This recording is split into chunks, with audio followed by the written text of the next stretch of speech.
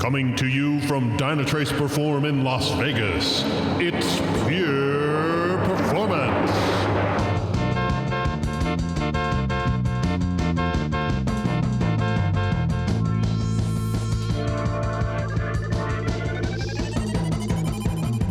Hello from Dynatrace Perform 2019 in Las Vegas. I'm Andy Grabner, and this is Up Close and Personal with, former product management, now Innovation Lab again, on Pure Performance. I want to introduce my guest, Daniel Kahn. Daniel, awesome that we are both here in Vegas. Awesome, yes. Yeah, I just said, I'll do these sessions with a lot of product managers, and you kind of switch sides from the Innovation Lab to product management and now back to the Innovation Lab. But you just did a breakout here at Perform, I believe with Autodesk? Yeah, with Autodesk. Actually, for serverless Lambda, I'm still doing the product management because it's still in early access, and I was owning this topic for a while, and I'm now finishing it until it's generally available. Yeah, that was an awesome session with Autodesk and AWS. So cool. Should I tell you a little bit about it? I think so. The idea is, unfortunately, not everybody could make it to Perform. So hopefully a lot of people will listen in, and we wanna tell them what they miss and what they actually get to see and learn in case they watch the recording eventually. So what were the highlights? What did you talk about? Yeah, first, Mike Deck of AWS, he's solution architect, gave a brief overview about what Lambda actually is, or serverless is, because this term serverless is meanwhile, is becoming a buzzword. Yeah. He said this himself, and he kind of framed this whole topic a little bit more so that you know what to expect when you say serverless. And serverless is, of course, when we say serverless, it's still servers, and still. In this case, with Lambda, AWS just takes care of the whole provisioning, auto-scaling, and all of that. So he described very well what this is all about and how this works. And then it was Sami and Josh of Autodesk that were talking about their very specific or their specific use case. I don't know if you know Autodesk. I know the name, right? And I'm sure I have some idea what they did in the past, but I guess I don't really know what they do these days, especially with Lambdas or serverless. I mean, Autodesk, first of all, is of course a software-first company. It's a software company, and they come from desktop software and everything from AutoCAD, which like every engineering company uses, but also rendering software. I guess it is Maya, that is by Autodesk, that you see in each and every movie. This whole the 3D rendering stuff, that's also Autodesk. So Autodesk is very powerful. So without knowing, you come in touch with their work in the one or the other way constantly. And what they did is they had first a monolith to take care of all this software licensing, because Autodesk, as well as every vendor nowadays does, changes their way to sell software to a subscription-based model. And they had a monolith for that, and then they transformed everything around that to using Lambda, to using serverless. And that's basically the most used part of their public-facing web offerings is this Lambda part, because that's the part where you sign in, etc., where all this licensing stuff is going on. And there they Josh talked about what they did basically, so why they did it, the whole reasoning about why, and that's, I think, an interesting point. Why should you go to Lambda or to serverless? I would assume that's probably then, so from monolith to serverless, I would assume a rewrite, or how did that work? Or did they take individual pieces first and then gradually kind of replace, like the strangler pattern, strangled things out, or how did they do it?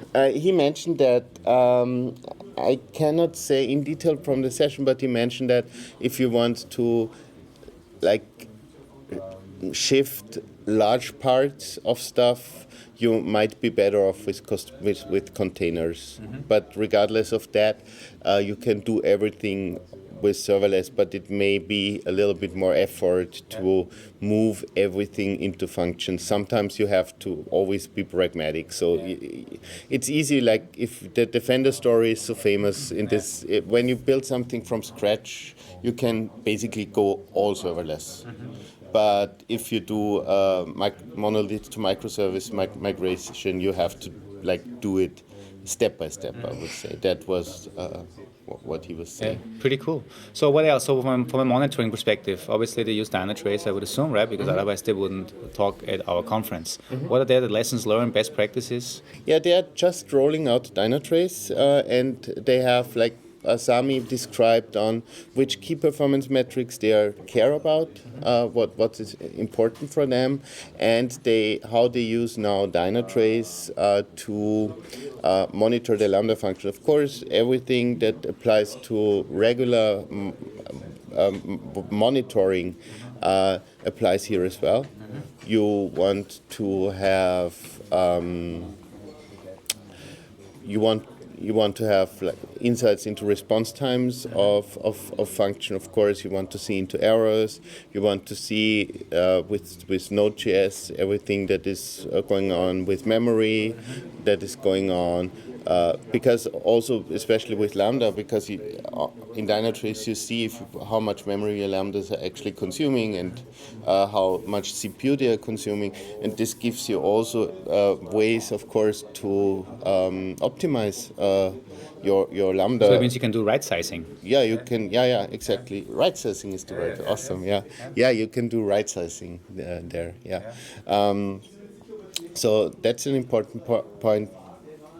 You can, with Dynatrace, you have code level visibility and all of that. So all of that helps them to better understand what's going on. Because one thing, and that's maybe the big drawback or the problem that is always mentioned with Lambda is debugging or finding errors in Lambdas is hard.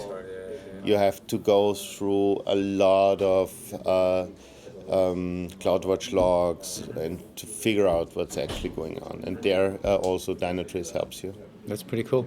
Are they using, because that's a topic that is dear to my heart, are they using Dynatrace only for production monitoring of the Lambda functions, or do they have a pre-prod, a blue-green environment that they also monitor, or how does that work? They did not talk about the DevOps chain in this case. I cannot tell. They are just, of course, in pre-prod they have it, they are testing with it, but if they have it along the line of their whole pipeline, I could not tell. Cool. Daniel, anything else? Any other highlights? Anything else you want to tell people, either about the session or something that you would like, as still being responsible from a product management perspective, things that people should know that listen to this, that want to go towards serverless? Any resources? Anything you can point out?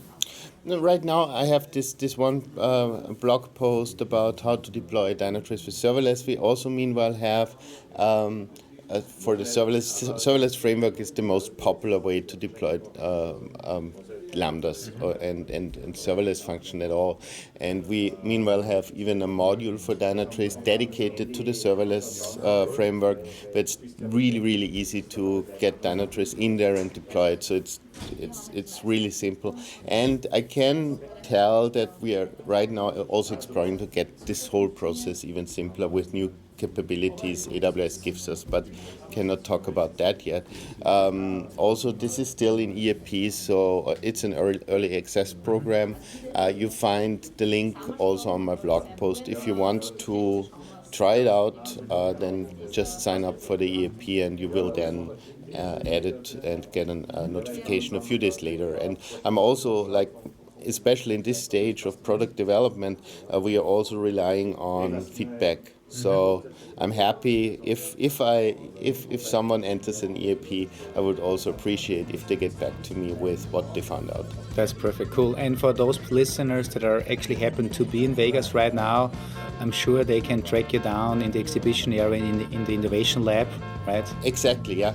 We have our towers there in this innovation area there, and you can find me. Yeah. Perfect. Cool. All right. Hey, thanks, Daniel. Thanks, Andy. For Pure Performance, I'm Andy Grabner. Bye-bye.